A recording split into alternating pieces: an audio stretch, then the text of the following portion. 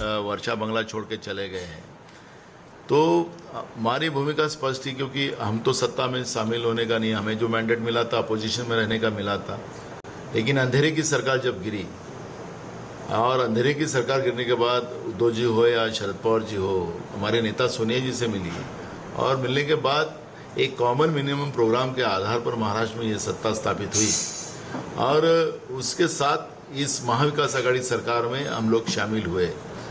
तो जो उनके पार्टी अंतर्गत जो सत्ता संघर्ष शुरू हो गया है, उसमें हम महाविकास आघाड़ी के साथ हैं। अगर मुख्यमंत्री जी को नहीं रहना और दूसरे किसी उनके पार्टी के किसी को बनाना है तो उनकी सोच है, और हम महाविकास आघाड़ी, हम बीजेपी को सत्ता से रोकने के लिए हम उनके साथ हैं। हमें बहुत सत्ता का लालच है, ऐसा कोई भूमिका नहीं। सर, एनसीपी की तरफ से बयान आया कि ये अब 2.5 साल के बाद इस तरह से क्यों इन्होंने, एकनाथ शिंदे ने ये किया, और ये चीज़ें आगे जाके क्लियर होंगी, वक्त आने पे क्लियर होंगी, क्या कहना चाहते हैं? देखो, में क्लियर होने का कोई कारण नहीं, ये सब ईडी के वजह से ये खेल चल रहा है। अभी भी 2 मंत्री एनसीपी के जेल में हैं। एक शिवसेना का एक मंत्री को रोज ईडी कार्यालय में बुलाया जा रहा है, और कई आपने देखा होगा कि प्रताप सरनाईक ने खुद मुख्यमंत्री को एक खत लिखा था, और उसमें ईडी का डर जो बताया था, उसके परिवार को क्या प्रॉब्लम हो रहे हैं।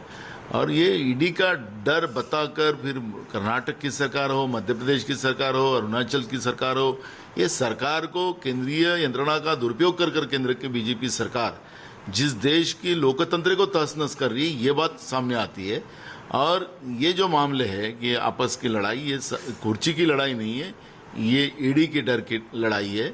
और मुझे लगता है कि इस तरह के लोकतंत्र में इस तरह का सत्ता का दुरुपयोग जो बीजेपी कर रही है, ये बहुत घातक है। आज उनका है, कल किसी का होगा, ये समझ के चलना चाहिए।